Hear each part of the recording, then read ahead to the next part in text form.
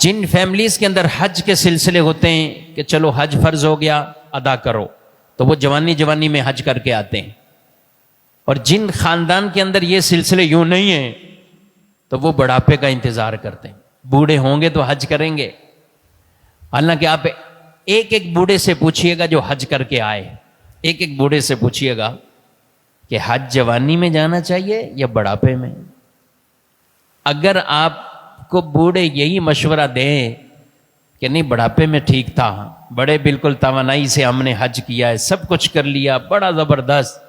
تو پھر مجھے بھی سمجھا دیجئے گا کہ ہمیں اتنے لوگوں نے یہ کہا ہے کہ بڑھاپے میں ہو۔ جب اللہ نے دیا ہے مال تو جوانی ہو، تو پھر یہ نہ دیکھو کہ اللہ کا شکر ادا کرو، جوانی ہے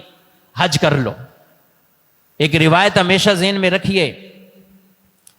نبی کریم علیہ الصلوۃ والسلام نے ارشاد فرمایا جس پر حج لازم ہو، استطاعت طاقت سب کچھ، پھر بھی نہ جائے حج کو، اس سے کوئی مرض کی رکاوٹ نہیں، کوئی دشمن یا ظالم بادشاہ کی رکاوٹ نہیں، پھر بھی حج نہیں کرتا، فرمایا اللہ کو اس بندے کی کوئی پرواہ نہیں ہے، وہ یہودی ہو کر مرے یا نصرانی ہو کر مر جائے، اللہ کو اس کی کوئی پرواہ نہیں۔ یہ بات، اور ایک اور روایت میں فرمایا کہ جو حج کو اپنے کاموں کے لیے مؤخر کرتا ہے، حج کو اپنے کاموں کے لیے مؤخر کرتا ہے، کر لیں گے، ابھی یہ تھوڑا سا کام نپٹا لوں پھر کروں گا اگلے سال، ارے اگلے سال، جیسے آج کل کئی لوگ کہتے ہیں کہ یار ان سالوں میں کر لیتے تو اچھا تھا، 2 لاکھ 3 لاکھ 4 لاکھ میں حج ہو رہا تھا، اب 16 پہ پہنچ گیا، 18 پہ پہنچ گیا، 12 پہ پہنچ گیا۔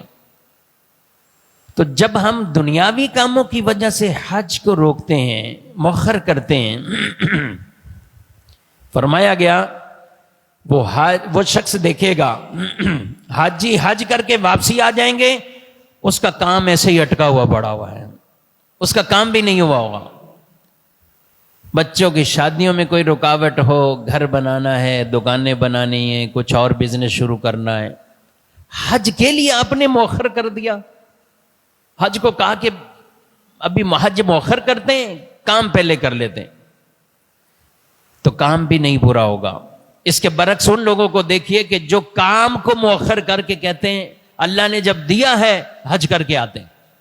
ہم ہر ایک کو تو نہیں کہہ رہے، اللہ نے رکھا ہی ان پر ہے جن کے پاس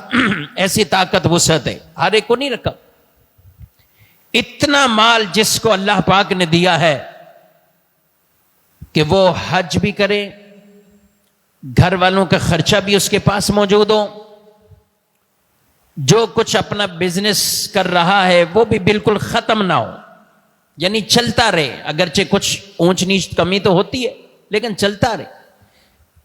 ایسا نہیں کہا کہ بالکل آپ کے پاس اتنا ہی ہے کہ دکان بھی ختم تو یہ بھی ختم تو وہ بھی ختم، حج کر کے آؤ، نہیں۔ جو کچھ آپ کر رہے ہیں وہ بزنس بھی آپ کا رن رہے، چل رہا ہے، لیکن اتنا پیسہ آپ اس میں سے نکال لیں، گھر کے خرچے بھی چلتے رہیں، اور یہ کام بھی آپ کا کچھ نہ کچھ سلسلہ آگے بڑھتا ہی رہے، اور آپ حج فرض کر سکتے ہیں، تو پھر اپنے فرض حج کو ادا کیجیے، پھر اس کو مؤخر نہ کریں۔ ہم یہ نہیں کہتے قرضے لے کر جاؤ کہ آپ قرض لیں اور آپ حج پہ جائیں، آپ پہ فرض بھی نہیں پھر بھی آپ قرضہ لے کر جائیں، یہ نہیں کہتے۔ تو اس لیے اللہ نے یہ صحت دی ہے، تندرستی دی اور مال دیا ہے، اس فریضے کو ادا کرو۔ جب خود ادا کریں گے پھر اپنی اولادوں کو بھی یہ تلقین آپ کریں گے کہ جب بالغ ہو جائیں اور اتنی طاقت ہے حج کرو۔